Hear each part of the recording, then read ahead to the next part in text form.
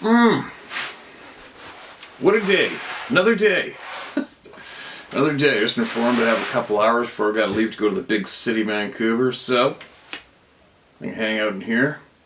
I sent off my truck on the tow truck. Oh, they gotta repair it. Oh well.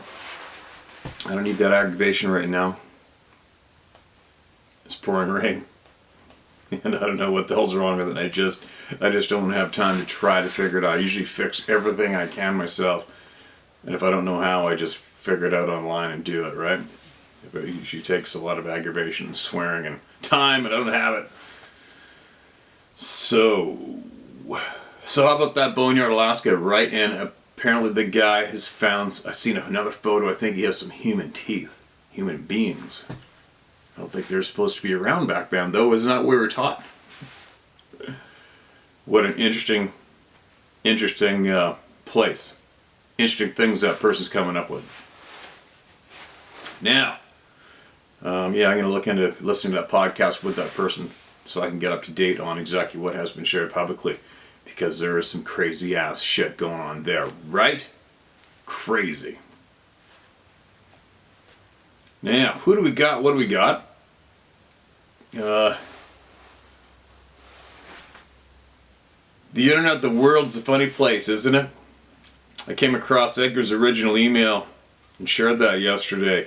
I found it very refreshing, and for me, only because I referred to his email numerous times in the past and I always forget the numbers, how many texts he got, etc., right? And the arrangement of his clothing. I forgot exactly how that went down as well. It's good to have a refresher, but that is an amazing experience, right? Let's turn on my light there. Get rid of a couple shadows so nobody emails me and blows the gasket about the shadows. Believe me, yes, somebody in the world would. It's so bizarre. It is so bizarre, the people in the world. Not all of them, but there's just a handful that'll find you. Somebody actually decided they needed to email me today to to let me know how upset they were with resharing Edgar's email. They already heard that before. Yes, they did. Isn't that amazing? Now, coincidentally, this email is titled Nuclear Plant. I don't know if this has been read or not. It wasn't marked as read, and for all the thousands of people that are new here, I know I've mentioned this earlier, but trust me guys, there's 1,000 new subscribers every 2 to 3 days still right now.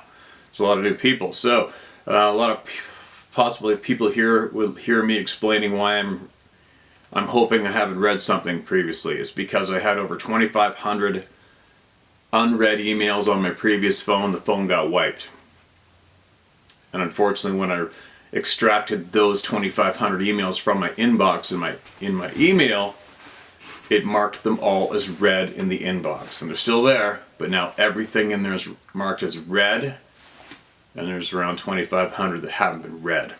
So there. That's why there's no way out of it. The odd time I'm going to come up with a repeat. Now, if I do come up with a repeat, don't forget, there is a fast forward button on your screen. Okay? Alright. This is titled Nuclear Plant. If I blatantly recall that I've read this, I'll stop. Please do not share my name. Hey Steve, I'm an American veteran who retired after 23 years of active federal military service. Back in the late 80s, early 90s, I was a non-commissioned officer stationed in upstate New York. On the back side of this base was a nuclear storage area. This was right next to hundreds of acres of heavily wooded area. I used to work in the tower of the storage area where I controlled all of the alarms and cameras. Being a nuclear storage area, there are a ton of alarms. Alarms in the ground to pick up someone or something walking. On the fences, picking up any vibrations. And there were cameras attached to each alarm. Also, cameras that covered every inch of the area. The first time I saw a Sasquatch, I nearly shit my pants. I was being trained as a tower operator when we received an alarm from the backside of the facility fence line. The corresponding camera came up, and there it was. Hand on the fence, looking straight up at the camera. The T sergeant that was training me looked at the camera and, with no excitement at all, reset the alarm and went back to what he was doing. What's up with that? I asked him what that was and if we were going to do anything about it. He looked me dead serious. He looked at me dead serious and said, quote, "I'm pretty sure that I don't need to tell you what it was, and no, we aren't going to do anything about it." End quote. I was blown away. Come to find out, this happens all the time and no one does anything. The first day I was certified as a tower operator and working by myself, I received the same alarm. Same exact scenario. But I did dispatch security to the area. They arrived and could find absolutely nothing. Later that evening, I received an alarm at one of the doors inside of the storage area, and there it was, staring up at the camera. That means that somehow it got through the ground alarms and the fence alarms without setting anything off to get inside, and was banging on a door of the bunker housing nuclear weapons. Again, I dispatched security and they found nothing. Each night we have a log that we write explaining all the events of the evening that we turn into our command. I wrote exactly what happened and turned it in at the end of the shift. I wasn't home for an hour when my phone rings. It was my commander telling me, that I needed to come back in. I was made to change my report, deleting any references to alarms and Sasquatches. Apparently they know about these things and don't do anything about it. I know this is a long email, and if you want to cut it down to share it, you can. I don't mind, but there are some more things that I need to share. Somehow, these things show up on cameras but will not show up if you try to take a picture. It just shows up as a blur or nothing at all. I've also seen these things from the tower plain as day and watched security drive right past them without being seen. So, they have some type of ability to let themselves be seen or not. I've also seen them just appear out of nowhere. They also have some ability to make you feel sick, and I think it has to do with their young ones. I think that the young ones might not have mastered some of their abilities to letting themselves be seen, so instead they somehow affect how you feel. I know this all sounds crazy, but it is all true. These creatures are real and have abilities beyond our understanding. And oh yeah, one more thing. The government knows about them, without a doubt. And still deny. They are so confident in their deception of the American people that they never even made me sign a non-disclosure agreement. They know that I sound absolutely bonkers and no one will believe me, except you guys, hopefully. Steve, I have a ton of stories about these beings, some that will shock you. Please give me a call and I'll tell you them, but I will not put them on paper, so to speak. Where's your phone number? Okay, so it's titled Nuclear Plants. I should be able to go in my inbox and find that, right? Now, there's nothing surprising with this email. Nothing at all. Okay, I gotta mark this. Sorry guys, I gotta mark this so I find it. Look into this one. Important. Alright. What's up with the nuclear facilities? What's up with the curiosity of nuclear facilities and them?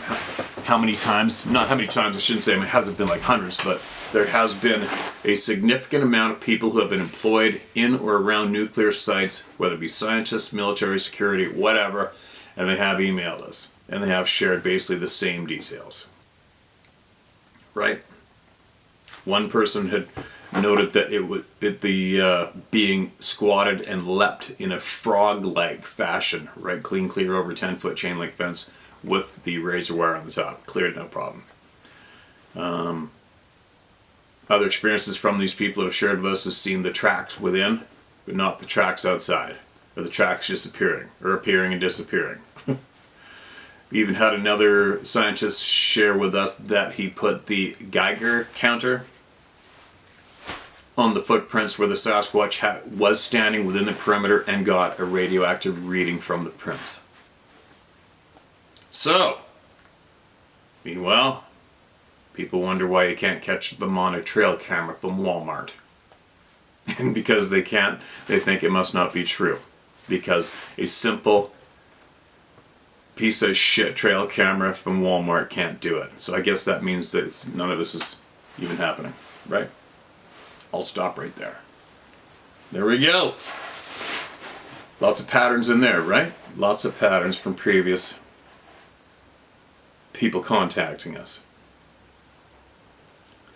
Hopefully I find that person's email and get a hold of him, because I want to hear all the stuff he's got. I'm sure you do too.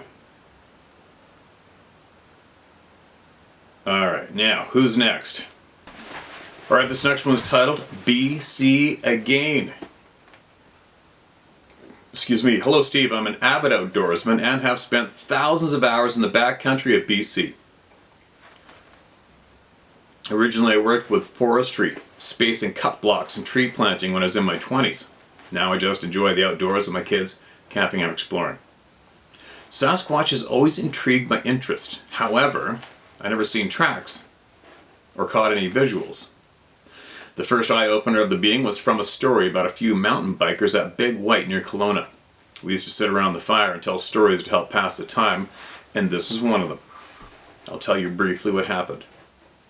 There were 3 guys riding trails, and had decided to take a break at the bottom of a run. The first to see the Sasquatch was the one guy facing the other 2 guys.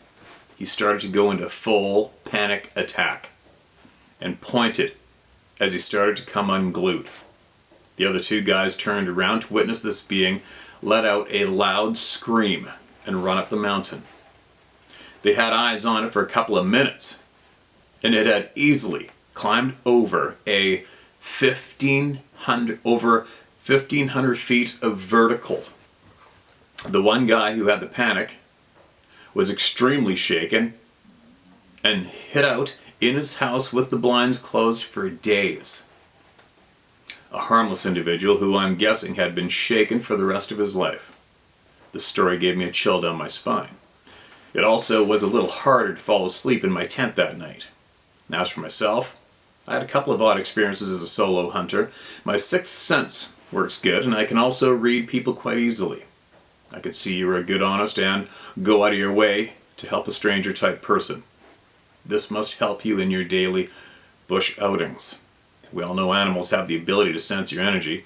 I have a fond love for animals, and I'm the type of person where if there's a dog in a room full of strangers, he will lay down beside me. I feel this helps me show these beings I mean no harm to them. Yeah, I got the same thing happens to me all the time with strange animals, pets. Anyways, being my 40s now, I have experienced that somewhat intense feeling of being watched. When it happens, I keep it simple and leave the area. One instance I was creeping down a skitter trail that was grown in on both sides. I felt somewhat normal and just had the heightened senses I get while I'm in the timber. I got to this point in the trail where I could no longer get any further. Large trees stacked oddly across the trail with steep banks on both sides. The stack of trees was not man-made, and I felt it was done intentionally to keep people from passing. Shortly after I turned around, I could hear an animal. I stopped to rest and have a listen. I never saw anything. I just heard branches snapping. And what I came to the conclusion was a cow-elk type of sound. The noise and commotion was more than what an elk would sound like. It was like 2 really bad hunters snapping branches to make a fire and testing out a man-made call. And at the time, I was in the Cascades around Chilliwack Lake, and I didn't think there was any elk known to be in those parts. I didn't feel threatened or fearful at the time, just that it was time to leave. I almost felt like I was being followed back to my truck. When I got back, I was happy to be at my truck and not happy to see that I had a flat. Still feeling eyes on me, I changed that tire in record time as I was losing daylight quickly.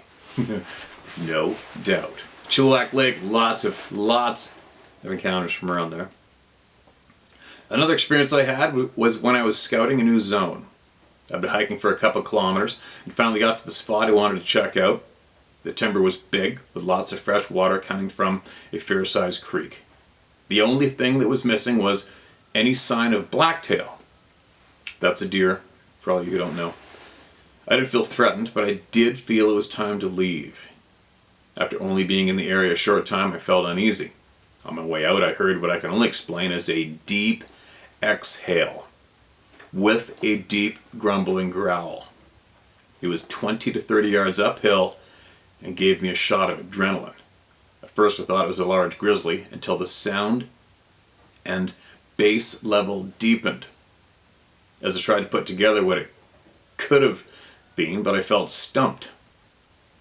I didn't feel any panic or fear. I just couldn't figure out what the noise was. You know, the sound of a jet that can sometimes rumble when it enters the valley. It was like that, but it was about 4 seconds long, and I didn't hear the jet afterwards. I was definitely far enough away from any people or machines. Feeling bewildered, I continued to head out of the area and back to my truck. The only other way I can explain the rumble is to compare it to a small push-type packer.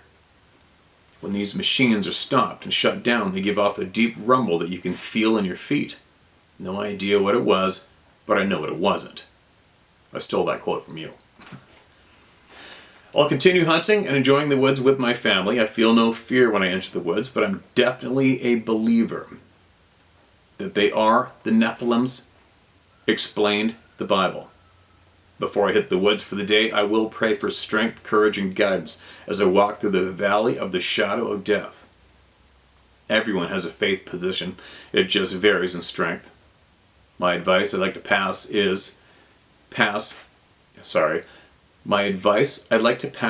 it's read on your channel is to just stay calm and keep your poop in a group.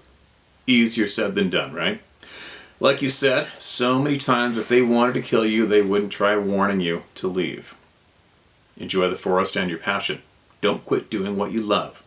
And just pay attention to the sixth sense, or what I refer to as the Holy Spirit. If you believe that we are just here to live and die, you'll be surprised when your time is up. P.S. As for the subject of the email, I've used some of your knowledge from the Blacktail app. I found an amazing area and wanted to show my thanks and name... I found an amazing area and wanted to show my thanks and name the target buck for this year, Steve. I found a great shed from last year, both sides, and I'm pumped about the area. I'm hoping that the term, if there's a shed, he's probably not dead, comes into play. I attached a photo. Can't wait for the platform and its contents. I hope you get Zeus. Take care. This is an older email, and I remember the part about somebody's target buck being named Steve. I remember that, so I guess I must have read this way back in the day. I don't mind reading that again. So many emails.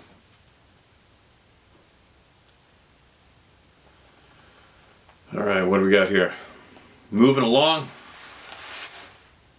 British Columbia, Chilliwack Lake. Loads. That was a guy. Remember, there's an ex-military guy or present military guy on the lake, Chilliwack Lake, and there's a sandbar which I've been to where you can pull off and camp.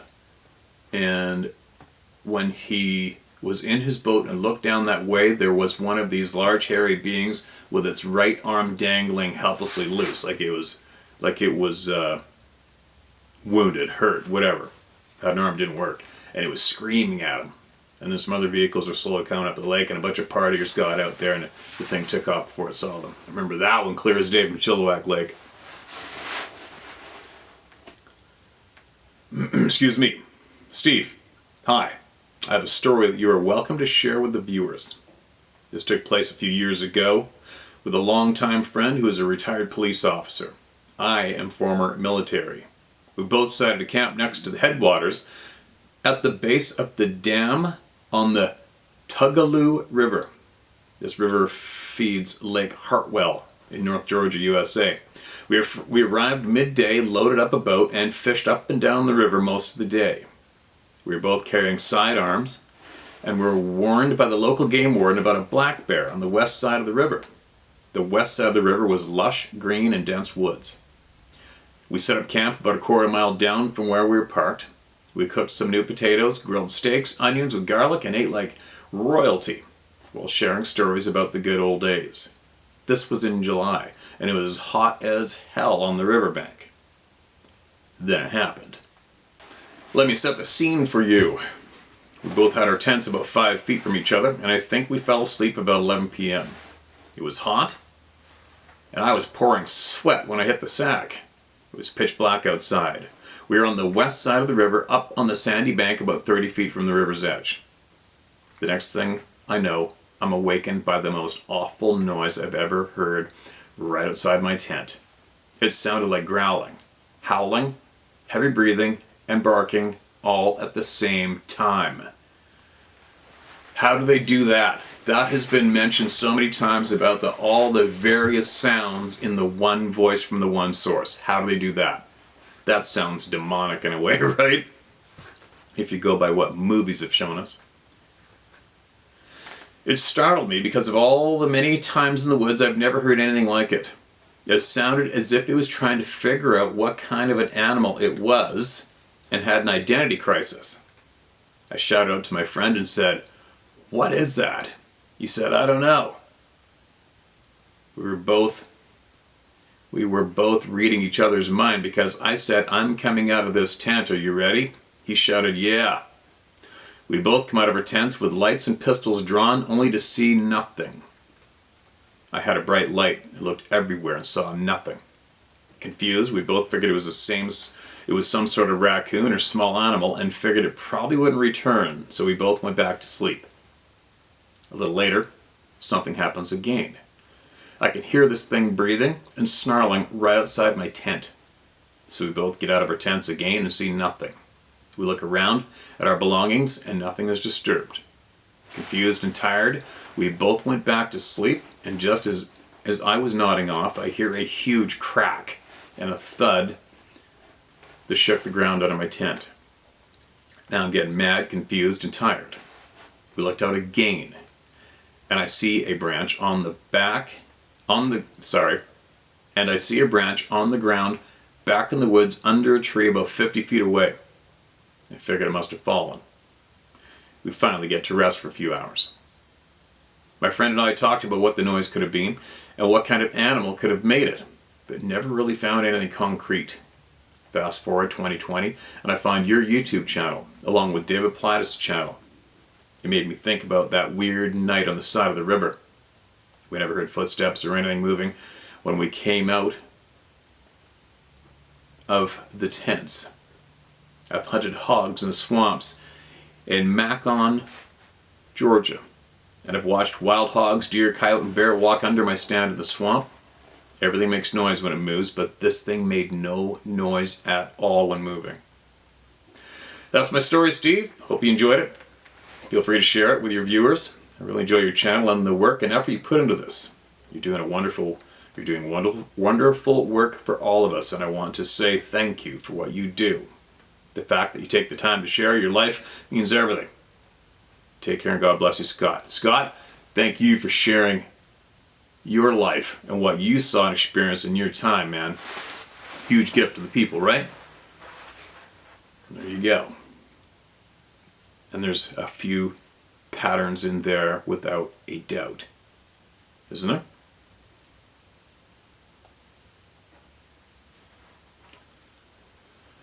All right, there's a few in here I have read. Took my food. All right, this is titled, "It Took My Food." First encounter. Dear Steve, first time was northern Wisconsin. I was on a fishing trip with my brother. We were camping. All the fish we caught that day We ate a bunch, and the rest we just gutted out, put on ice in the cooler. Anyway, about 3 a.m., something came sniffing around our tent. Tried waking my brother, but no response. Anyway, in the tent I had a flashlight as bright as the sun, hooked to a car battery, and a .357 pistol. Anyway, I heard it by the fire pit, so I got out of the tent and shined the light towards that area, and a big brownish black critter was there, and as it stood up, it made a humming sound. It was 9 to 9.5 tall, 10 feet from me. I could see him clear as anything. It looked not unpleasant, but like us. And while it was humming, it talked to me. Not by sound, but in my head. It asked if I had food to spare. I pointed to the cooler, and without words told him to take what he wanted. He opened the cooler and took 3 large fish, stood up, nodded, turned, and walked down the trail. As I shined the light, a very small one came and grabbed its leg.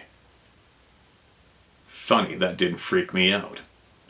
What did get to me was the female walked through from behind me. After that, I built the fire up bigger. I'm not sure when it happened, but they put a wreath made of small branches on top of the cooler. This happened October 15th, 1994. I thought I'd get it out there before I die. Believe it or not, I don't care. Christopher, that's a holy shit moment. Yeah, and there's a handful of patterns in there too.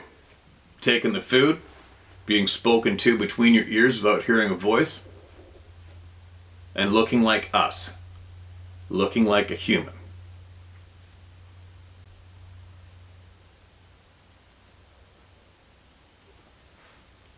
Alright, here we go again. Thanks for sending that, man. Absolutely appreciate you. Thank you so much for sending that in. Another one from Georgia. Alright. Hey Steve, here's my experience. I never saw anything, but I heard very strange things. My name is Lucas Jones, and I live in North Georgia in the foothills of the Blue Ridge Mountains. The first time I was up late drinking with my neighbor outside, this was around 2010, around 0200. Neighbor went inside to use the bathroom, so I was outside alone. Suddenly, all the dogs all over town started to bark. It sounded like 1,000 dogs barking and howling all at once. And then I heard something that I can't even describe. It sounded like a lion, a bear, and a human all screaming together at once. It was very loud and I could feel it in my chest. When the neighbor came back, I had a hard time telling him what I heard. He looked at me like I was crazy. Then around 2015, I was out late stargazing with my telescope again, around 0200. I heard the exact same thing again, dogs and all, except this time it was much closer sounding. Got that feeling that I should scram, so I did. Both times this happened to me, the moon was approximately in the same phase, about halfway full. Thanks, Steve, and God bless Lucas. Lucas, appreciate you sending that in, man. What are the chances, right? 2 from Georgia that I find, and both hearing the same style sound.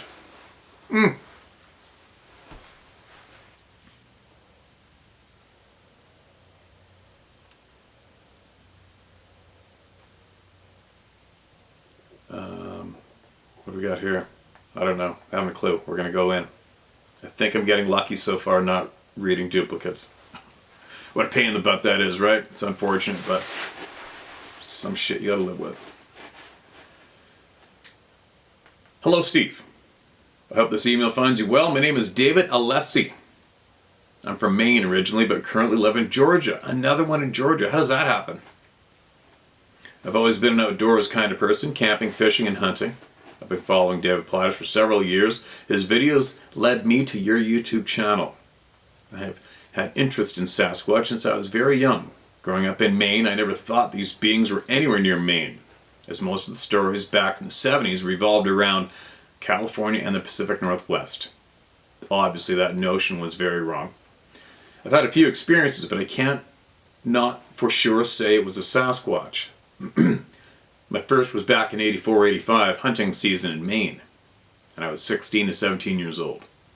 Every year my dad, every year my dad would let me out of school for a week to go hunting in northern Maine.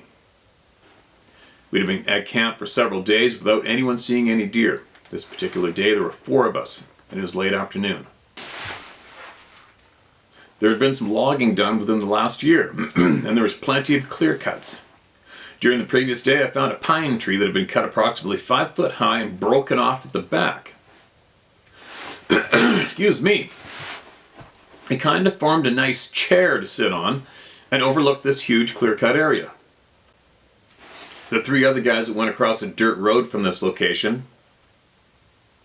The 3 other guys went across the dirt road from this location, and I went to the chair.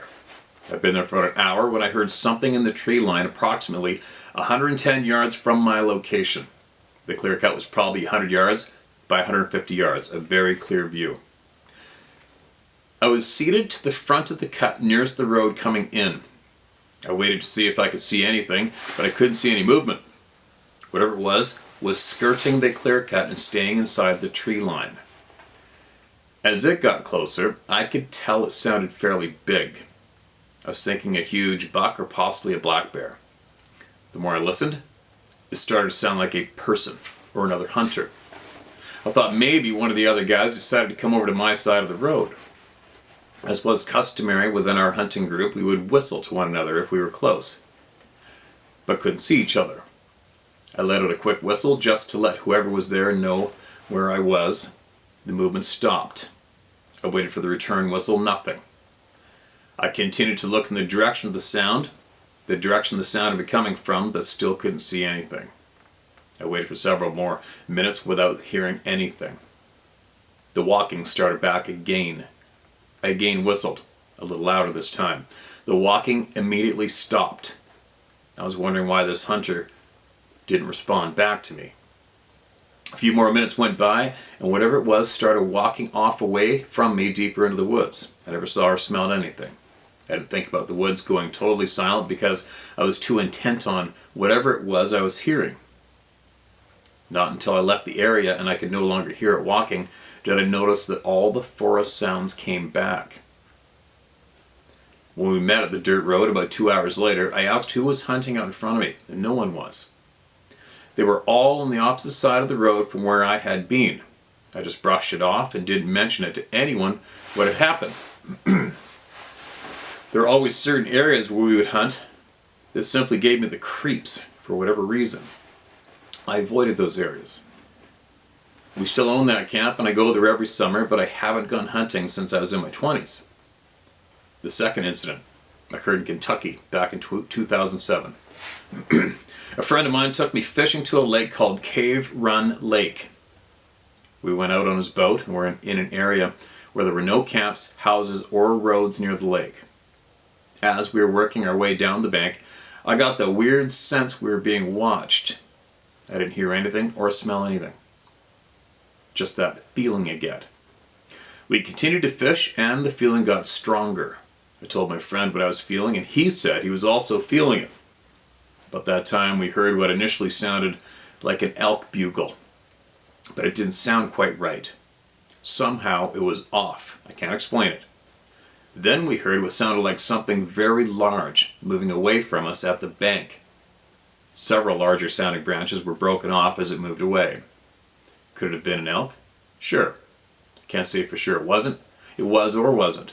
However, I've been watched by several deer and bear and never once had that strange feeling. Last, I'd like to add my own personal beliefs about Sasquatch. I most certainly believe these beings exist. My biggest reason for believing is the Native American / First Nations people. For centuries and generations they have passed down stories about, quote, the hairy people, quote, end quote, of the woods. The giants of the forests. The protectors of the land.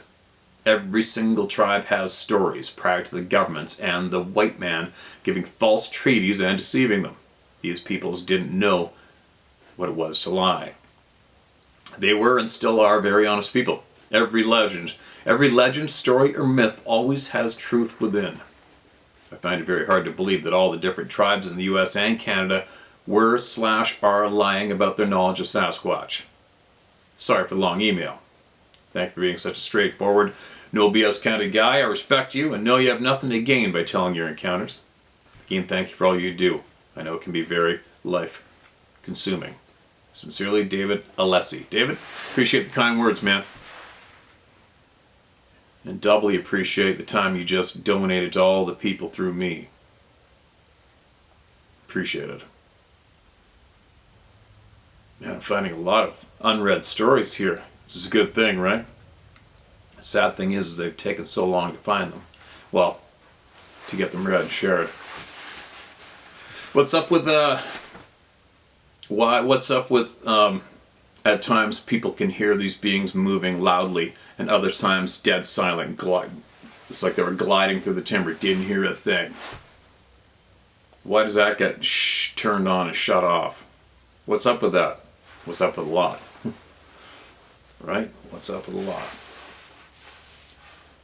Here we go, another one. Okay, here we go, another one from the Sunshine Coast. It's British Columbia again. Here we go. Hi, I really appreciate the stories. It's nice to know you're not alone. Here's my story. Please don't use my name. My family had a boat access property on the Sunshine Coast since 1971. I'd pretty much grown up there. I spent most of my weekends and summers there since I was 11 years old. Nothing happened until 1980, when I spent a summer there with a friend. We'd been renovating our cabin and my uncle was staying there, so I started exploring the property behind our place. First I noticed a lot of broken trees, which I thought was weird. They were all broken at the same height and facing the same direction. Next I noticed something that looked like a teepee someone had built, but all the trees it was made of were pulled out of the ground, not cut down. I camped out in the back for a few weeks until the work was finished. Nothing happened then, but I always felt like I was being watched. Then I moved back to the cabin. A couple of nights later, I heard something outside my window laughing. It was quiet at first, and I remember thinking, who the hell's that? The laughing got louder and deeper. It sounded almost like a stereo outside of my window with the bass turned all the way up. At the same time, I heard a loud banging on the cabin. All I had for protection was a single-shot .22, and I knew that whatever was making that sound, I couldn't kill with that. I lay perfectly still in bed and was shaking with fear. Eventually it stopped, and I spent the rest of the night shaking and expecting it to smash its way in and kill me. Finally, I got up and looked outside, and everything looked normal. I went to visit my neighbor that I had known since we first bought the place. He was a native that had grown up there. I told him what had happened, and that I thought the devil had been outside our place last night, and he told me it wasn't the devil, but was something almost as bad. He told me the creature knew I wasn't from there and was trying to scare me away and to carry a gun. He said it didn't matter if it was a .22, he didn't know the difference. After that, I always traveled by water and never went in the back of the property, except to fix a water line we had to a creek behind our property. I always had the feeling I was being watched. And once when I was repairing the water line, I looked over and saw this gigantic creature. I think it was at least 10 feet tall and covered with dark brown fur, with a black, human-like face. I only saw it briefly and it just disappeared without a sound or trace. I realized that this creature could have killed me any time it had wanted. It made a bear look small.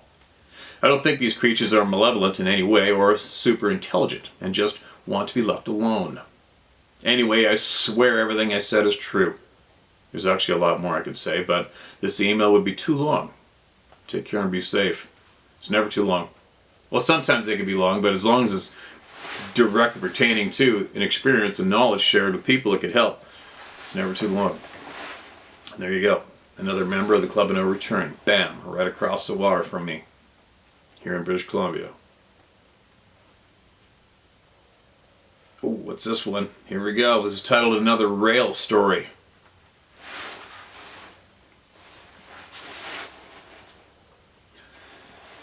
Hi Steve, I just finished watching your episode titled Train Conductor Sees Multiple Sasquatch.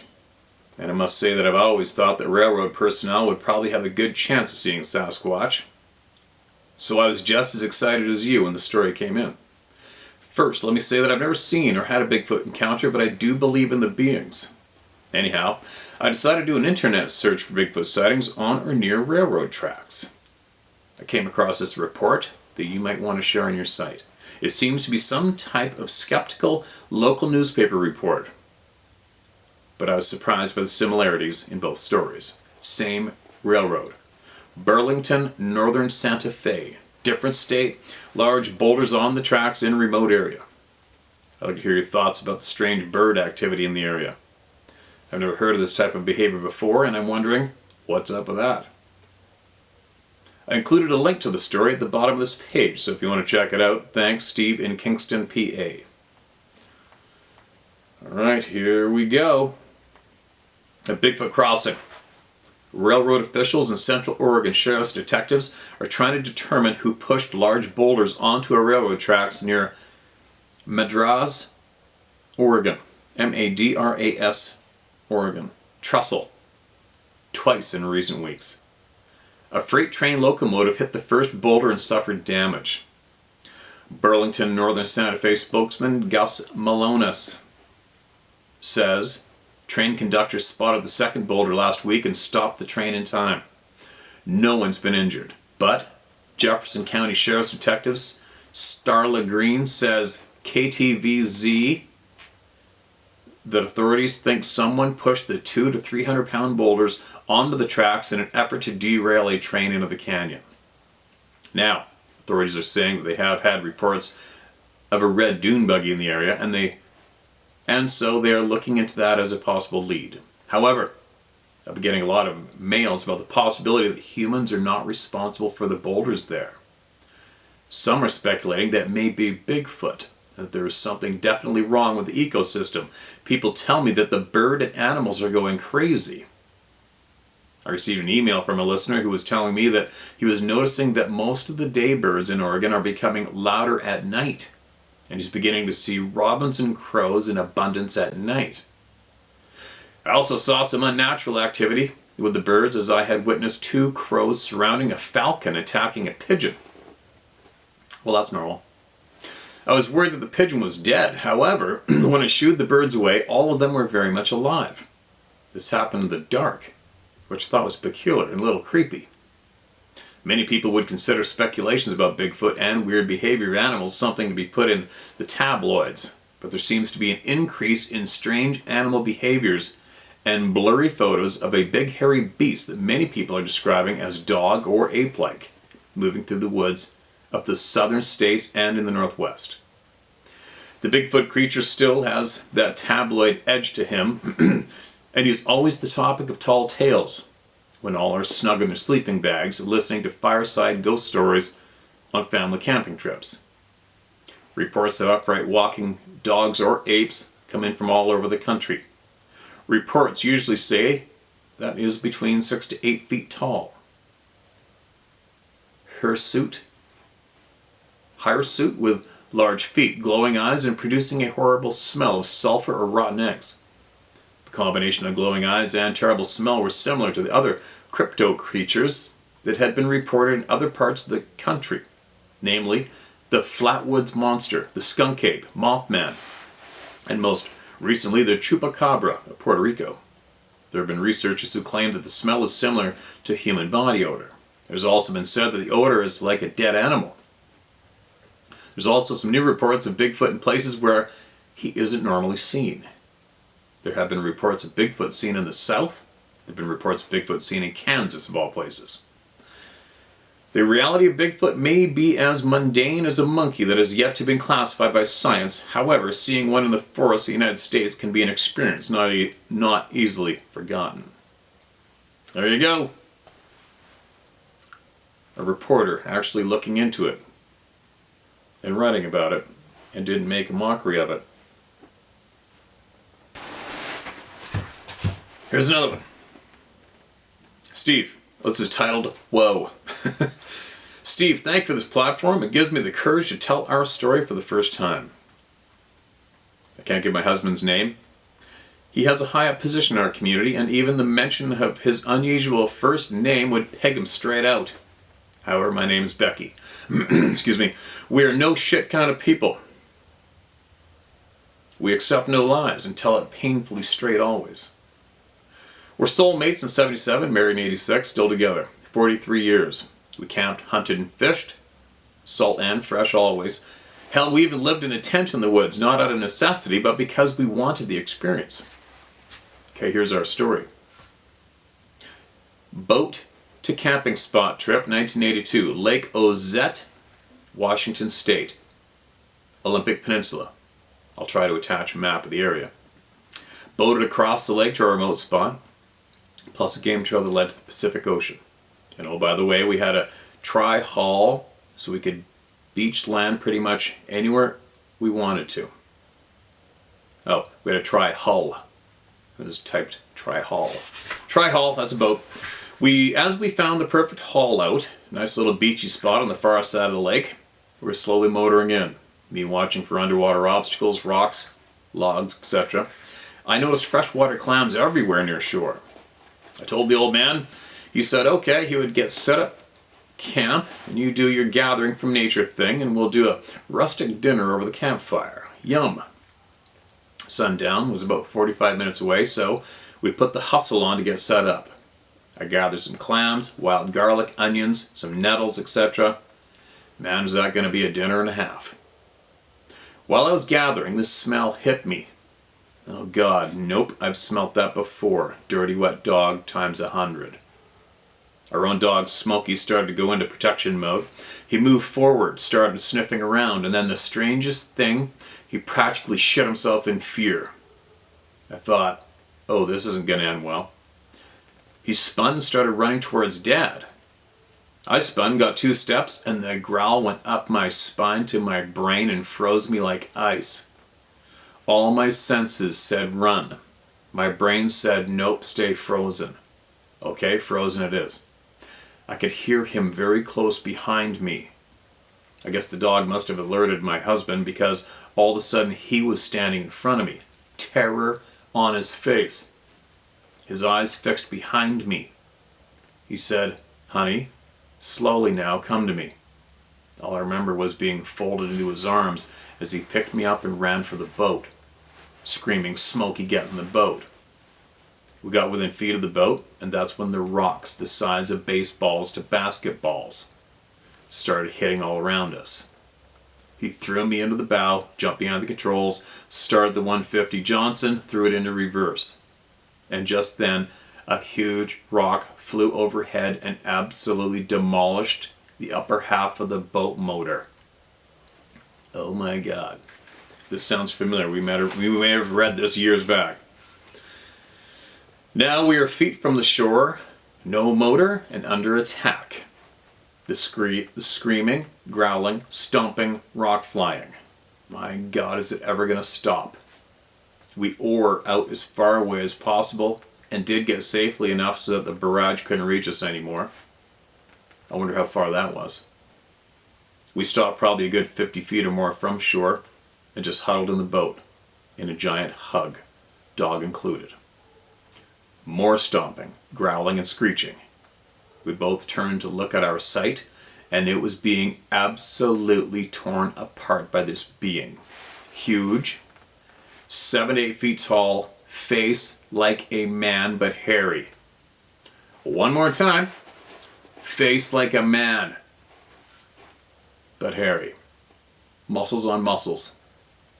Hair a dark golden brown. Bigfoot. We oared all night to get across the lake to the boat launch, spoke with the local indigenous man who ran the launch site, told him our story. He just shook his head and said, he's at it again. He doesn't like it when people camp in his clam bed site. I'll have to speak to the elders. That was it, end of story, or so we thought. Ozette was an indigenous people land in those years. Some still is. 2 weeks after our encounter, the Department of National Resources stepped in and enclosed Not only camping the far end of the lake, but also the trail to the ocean. Reason stated, rogue bear and lion attacks on campers and hikers. Bullshit. We found out 1 week after us, a hiker on the beach trail disappeared. Related? I don't know, but it remains closed to humans to this day. Wow. The nightmares have never gone away. I don't think they ever will. Oh, and on a side note, I worked my entire life assisting a medical examiner. My husband, 3 tours of duty in Vietnam. Like I said, no BS, people. Thanks, Steve. Keep it up. You helped a lot of people. You just helped me by letting it rip out of its dark place. That's Finland. We read that a long time ago. I don't give a... Reading it again is not a bad thing at all. I would like to know the current status of that lake. If anyone knows, throw down in the comments section below this video, right? OZZETTE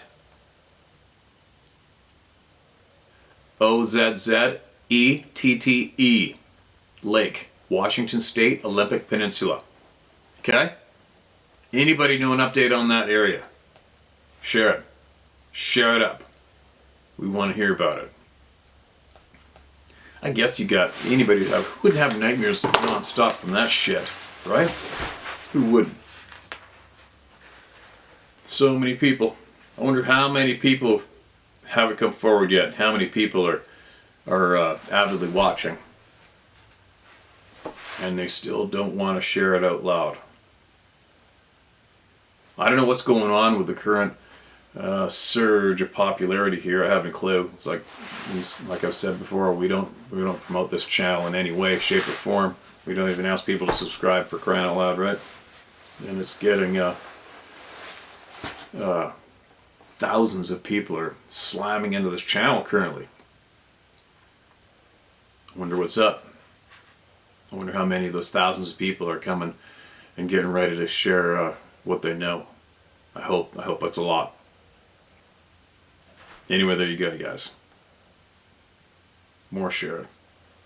And on that note, I'm going to get my butt in gear and get over to the big city, get what I got to get done as fast as I can, and get my ass back here, carry on, and decide what my next adventure is going to be. I'm on the fence yet.